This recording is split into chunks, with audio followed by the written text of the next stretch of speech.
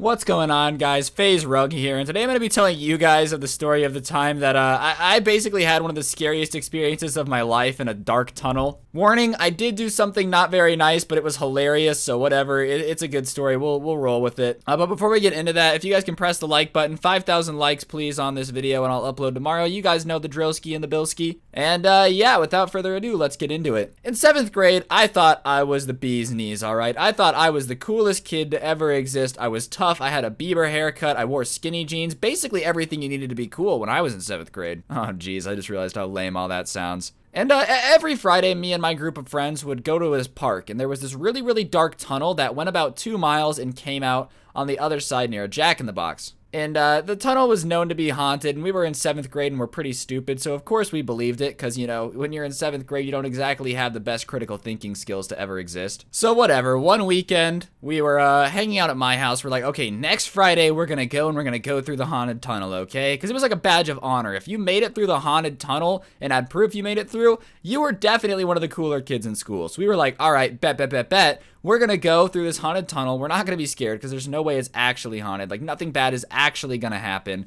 And we're gonna have a great time. That's what we're gonna do. We're gonna absolutely kill it. So that entire week, we're planning. You can't use a flashlight as one of the rules of the tunnel that the school had. It was a pretty dumb rule, but whatever. You do what you gotta do. And throughout that week, a girl that I had a crush on was always talking to me and was like, oh, I've always wanted to go through the tunnel. And, you know, me being smooth 7th grade Ryan, who had absolutely no game and had never had a girl show interest in him, was like, oh, you should come with us to the dark haunted tunnel. Which is stupid because I am a scaredy cat. I hate being scared. So here I am inviting a girl to come into a dark tunnel with me, knowing that I'm gonna be scared the entire time and definitely not brave at all. I don't know why I did it, but that's the 411. So the Friday comes and of course we're hyped. We've got our plan together. We get a group of 5 or 6 of us, including the girl that I like and the rest of my best friends. So we go to the park and we're getting ready to go into the haunted tunnel, and the haunted tunnel looks a lot like a storm drain because that's basically what it was. Difference being it's huge. Like I said, it's about a mile, 2 miles long. It goes underneath the park, under the freeway, up the other side, onto the other side of the overpass. So it's pretty long, and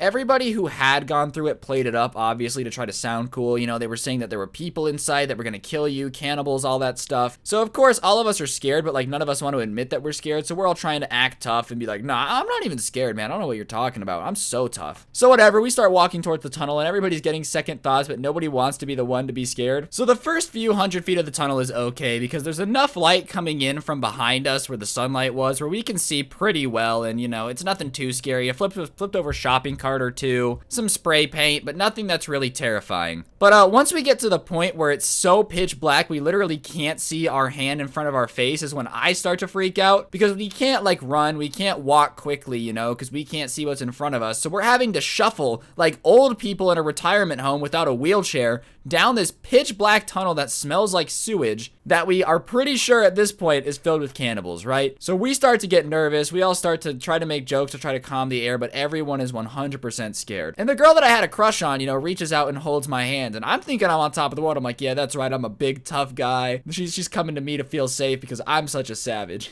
That'll be important later. So we're going through this tunnel and people start to calm down. The scariness of the pitch black doesn't really hit us as hard anymore. I don't think that was a sentence, but whatever. We keep moseying, and then suddenly there's some movement to our right? And then a rock comes flying past one of our heads and hits in front of us. And we're like, oh, these are the cannibals. We're gonna die.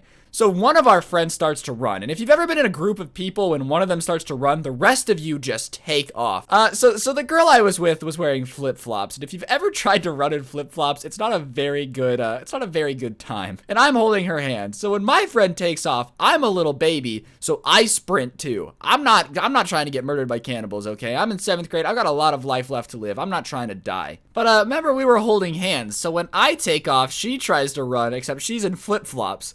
And I pull her arm, which throws off her balance, and she falls and, like, eats shit in the middle of this pitch black tunnel. And what did I do? You think I stayed and helped her get up like a man? You think I was a good guy? Hell no, I kept running. I wasn't trying to get eaten by cannibals. I'm not playing games. I'm not dying out here. I wasn't thinking. I didn't actually abandon her because like I wanted her to get eaten by cannibals. It was just fight or flight, and I took off and she fell. But whatever. We were about halfway through the tunnel, and I don't think I stopped running until I reached the very end. So everybody that sprinted gets out of the end of the tunnel at around the same time, and I realize that the girl I like isn't there. And I'm like, oh my god, she got eaten by cannibals. It's over. She actually got eaten by cannibals. And at this point, the fight or flight has calmed down a lot, and I'm actually able to like think about what happened. So I surprisingly decide that I'm gonna have to go back in and find her because like I'm not gonna let her get eaten by cannibals, you know? So whatever. I go back into the tunnel because I'm like, I felt bad, you know? I didn't want her to be in there alone, even if there wasn't cannibals, even if there were cannibals. Like, I felt bad. I didn't mean to make her fall. Like, it wasn't on purpose. So whatever. I'm brave enough to go back into the terrifying tunnel where I thought I almost just died and try to find her. So I get a couple hundred feet into the tunnel and I hear somebody like crying and I'm like, all right, is that you? And she goes, yeah. So like I get her, you know, I walk her out of the tunnel and her knee is covered in blood. She had scraped it up so bad when she fell. Her flip-flop is broken. She had been like